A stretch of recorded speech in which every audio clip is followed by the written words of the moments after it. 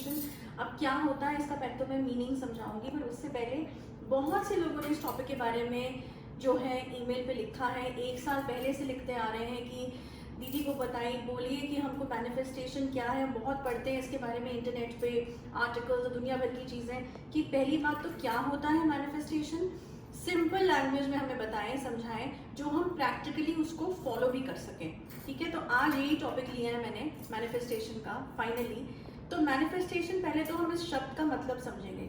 देखो, मैनिफेस्टेशन का मतलब स्पिरिचुअली जो कहते हैं उसका मतलब होता है कोई भी चीज़ जो हम सोचते हैं, थ्योरेटिकली जो हम सोचते हैं, उसको कैसे इम्प्लीमेंट करके रियलिटी में लाना है, मतलब उसको कैसे सच बनाना है अपने जीवन में। ओके, ये मतलब होता है स्पिरिचुअल मीनिंग किसी चीज़ को मैनिफेस्ट करने का, जिसका हम रियल मीनिंग बोलते हैं। अब मैनिफेस्टेशन क्या सच में कोई टेक्निक है या ऐसे ही ये सब चीज़ें हैं, बेकार की बातें? नहीं, मैनिफेस्टेशन सच में एक टेक्निक है और बहुत ही स्ट्रॉन्ग और पावरफुल टेक्निक्स हैं ओके मैनिफेस्टेशन की। अब अलग अलग तरीके हैं इस चीज़ को करने के, लेकिन जो सबसे सिंपलेस्ट तरीका है वो मैं आज बताऊंगी सब लोगों को, जो वो कर भी पाएंगे। ठीक है, तो अब पहले स्टार्ट करते हैं इस एग्जाम्पल से कि सबसे पहले तो मैनिफेस्टेशन करने के लिए किसी भी चीज़ के बारे में इंटेंशंस बहुत क्लियर होनी चाहिए, क्लीन होनी चाहिए। मतलब मन में कोई ऐसे घपला नहीं होना चाहिए, कोई नेगेटिव थॉट्स नहीं होनी चाहिए। ठीक है, ये बहुत क्लीन इंटेंशंस होनी चाहिए, पहले तो ये है। और थॉट प्रोसेस बहुत ही साफ चाहिए, बहुत ही क्लियर चाहिए, बहुत ही स्ट्रेट फॉरवर्ड चाहिए। फिर हमको चाहिए क्या, किस चीज़ के लिए हम चाह रहे हैं किसी चीज़ को मैनिफेस्ट करना, पाना, बेसिकली रियलिटी में लाना अपने जीवन में, वो चीज़ का जो कहते हैं ना क्लैरिटी बहुत होनी चाहिए। फॉर एग्जाम्पल, हम एग्जाम्पल से बात करते हैं सिंपल बनाने के लिए। जैसे हमको गाड़ी लेनी है फॉर एग्जाम्पल, अब कई लोगों का सपना है गाड़ी लेना, है ना। अब कुछ लोग हैं जो सेकेंड हैंड गाड़ी लेना चाहते हैं, कुछ लोग हैं जो ब्रांड न्यू गाड़ी लेना चाहते हैं अपने रिसोर्सेज के हिसाब से। अब पहले तो ये डिसाइड कर लो नई लेनी है या पुरानी लेनी है। ठीक है, ये डिसाइड कर लिया, उसके बाद कौन से गाड़ी का मॉडल लेना है, कौन सी कंपनी का गाड़ी लेनी है, ये क्लियर होना चाहिए दिमाग में। ये स्टेप बाय स्टेप चीज़ें हैं, देखो वन बाय वन इसको लेना पड़ेगा। कौन सी कंपनी की लेनी है, कौन सी ब्रांड की लेनी है, कौन सा उसमें मॉडल लेना है। ऐसे गाड़ी में अलग अलग मॉडल्स होते हैं, top model, middle model, starting model, ये क्लियर करना है। फिर रंग कौन सा चाहिए गाड़ी का, ठीक है, ये भी बहुत इंपॉर्टेंट है क्योंकि हर रंग किसी चीज़ को डिफाइन करता है, हर एक प्लैनेट को डिफाइन करता है। उसके बारे में हम कभी और बात करेंगे, पर अभी रंग गाड़ी का भी क्लियर होना चाहिए। ठीक है, अब ये सब चीज़ें क्लियर होने के बाद दिमाग में ये होना चाहिए कि मुझे कब गाड़ी लेनी है, मतलब अगले साल लेनी है, 6 महीने के अंदर लेनी है, या मैंने 2 साल में लेनी है, डिपेंडिंग अपनी जो प्लानिंग बनाई होती है, फाइनेंशियल प्लानिंग, उसके हिसाब से हमने ये डिसाइड करना है। जब ये भी हमारे दिमाग में क्लियर हो गई ये पॉइंट, ठीक है, तो अब हमने ये सोचना है, अपने को दिमाग में ये लाना है कि अब इसके रिसोर्सेज कहाँ से आएंगे, इसके रिसोर्सेज का क्या प्रोविजन होगा, इसके बारे में हमको सोचना है दिमाग से। अब चाहे हम वो बैंक लोन लें तो बैंक लोन क्या हमें मिल रहा है, क्या हम एलिजिबल हैं, या हम किसी फ्रेंड से लोन ले रहे हैं, या आई डोंट नो किसी रिलेटिव से ले रहे हैं। ये सारी जो कैलकुलेशन है ना दिमाग की, ये जो दिमाग दौड़ाना है, ये हमें बहुत ही क्लियरली पहले दौड़ा के समझ लेना है कि हमको कौन सी रिसोर्स से ये चीज़ मिलेगी। जब ये भी क्लैरिटी आ जाए दिमाग में, अब हमने अपने आप को इमेजिन करना है उस पर्टिकुलर गाड़ी में बैठे हुए, उसको चलाते हुए हमने आपको इमेजिन करना है।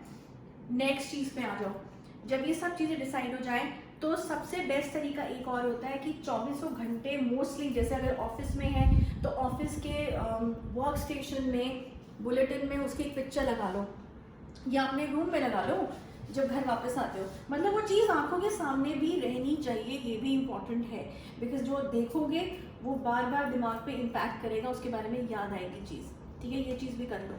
जब ये सब चीज़ें हो जाएं, अब हम एक हायर लेवल पे बढ़ेंगे। दिन रात तो हम उसके बारे में सोचना ही सोचना है, सोने से पहले। ठीक है, जितनी भी थॉट्स आ रही हो, चाहे ऑफिस की, चाहे कहीं की, रिलेशनशिप, गर्लफ्रेंड, बॉयफ्रेंड, जो भी, इन सबको हटा के सोने से पहले हमको वही गाड़ी इमेजिन करनी है, उसी के बारे में हमने सोचना है, ये सोचते हुए सोना है। ओके, और अगर तुम्हारे ड्रीम्स सच्चे हैं ना उस चीज़ को लेने के लिए, तो वो सच में उसको नींद भी नहीं आएगी। तो हमेशा ये कहावत भी है कि जो ड्रीम्स हमको सुला दें, ओके, वो सच नहीं है। जो ड्रीम्स क्या करें, जो हमारी नींदें उड़ा दे वही ड्रीम्स आगे चल के सच होते हैं। क्यों? बिकॉज वो इतने स्ट्रांग होते हैं कि आपको उस चीज़ को लेना होता है, उस चीज़ को पाना होता है, तो आप उसी के बारे में सोचते रहते हो, ना चाहते हुए भी सोचते रहते हो। और ये इंटरनल कॉन्शियसनेस से होता है कि आपको सच में कोई अगर चीज़ चाहिए तो यूनिवर्स भी मदद करता है। ये प्रूवन साइंटिफिक जो है बात हो चुकी है, फैक्ट है ये, ठीक है ना। तो ये चीज़ जो है हमको इमेजिन करनी है और दिन रात इसके बारे में सोचना है, इसके इम्प्लीमेंटेशन के बारे में कैसे पॉसिबल होगा उसके बारे में सोचना है।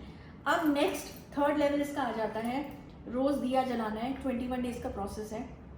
रोज़ दिया जलाना है, उसकी जोत में, चाहे मस्टर्ड ऑयल का जलाओ, सरसों के दिया जलाओ या घी का दिया जलाओ, प्योर घी का जलाना है। लेकिन अब उसकी जोत में, जो उसकी जोत जलेगी फ्लेम में, उस गाड़ी को इमेजिन करना है, ठीक है, और अपने को चलाते हुए इमेजिन करना है उस गाड़ी को। ये उस फ्लेम में देखते हुए अपने को इमेजिन करना है। कम से कम 15-20 मिनट उस चीज़ को देख पाओ तो बहुत अच्छी बात है। धीरे धीरे करके प्रैक्टिस आएगी। 21 डेज तो बिना रुके करना है, ठीक है। और 21 डेज के बाद चाहो तो गैप में कर सकते हो, 1 दिन छोड़ के, 2 दिन छोड़ के, लेकिन करना है ये कंटिन्यूटी में ये चीज़। तो इस चीज़ को जब करोगे, अब ये ओवरनाइट प्रोसेस नहीं है, देखो इसमें समय लगता है, इसमें टाइम लगता है। कुछ लोग बोलेंगे कि आज हमने करा, 3 दिन हमने करा दीदी, फिर हमारी चीज़ नहीं है, ऐसे नहीं होता। This is no magic, this is practical reality, scientific चीज़ है। जितना तुम क्लियरली इसको अंदर से महसूस करोगे और कंसेक्यूटिवली करोगे उतना बेहतर रहेगा। कईयों को 6 महीने में, कईयों को 2 साल में, कईयों को 5 साल, 4 साल, डिपेंडिंग ऑन कितना उनका स्ट्रॉन्ग वो है और रिसोर्सेज का क्या तरीका है। ये चीज़ आती ज़रूर है। अब इसमें क्या है, फेथ नहीं लूज करना है, दैट्स वन। फिर क्या है, अपने को पॉजिटिव रखना है, ठीक है। ये नहीं सोचना कि अरे मैं तो करे जा रहा हूँ, ये करी जा रही हूँ, ये तो चीज़ आ ही नहीं रही है। नहीं, ये ओवरनाइट प्रोसेस नहीं है। इसमें पेशेंस चाहिए, फेथ चाहिए, करेक्ट इंटेंशन चाहिए, करेक्ट थॉट प्रोसेस चाहिए, क्लैरिटी ऑफ माइंड चाहिए। जब ये सारी चीज़ें एक साथ आएंगी तो करेक्ट मैनिफेस्टेशन टेक्निक बनेगी, ठीक है। और जो चाहोगे उसको मैनिफेस्ट, और सही चीज़ को मैनिफेस्ट करना, तभी इसका टॉपिक है पॉजिटिव मैनिफेस्टेशन टेक्निक्स, ठीक है। तो ये सही तरीका है, डेली हम जो है इस चीज़ को कर सकते हैं, कोई कॉम्प्लिकेटेड तरीका नहीं है। ये है technique of correct positive manifestation, okay. अब ये टॉपिक यहीं पे मैं ख़त्म करूँगी। नेक्स्ट वीक एक इसी का जुड़ा हुआ टॉपिक जो है वो मैं लेके आऊँगी। वो क्या है कि जो नेगेटिव मैनिफेस्टेशन होती है, अगर कोई हमारे लिए कर रहा है तो हम उसको कैसे ब्लॉक कर सकते हैं, अपनी तरफ उसका असर ना आए, हमको ज़्यादा हैम्पर ना हो, कैसे उसको ब्लॉक कर सकते हैं, ये हमारा नेक्स्ट टॉपिक है, okay. Till then, good bye.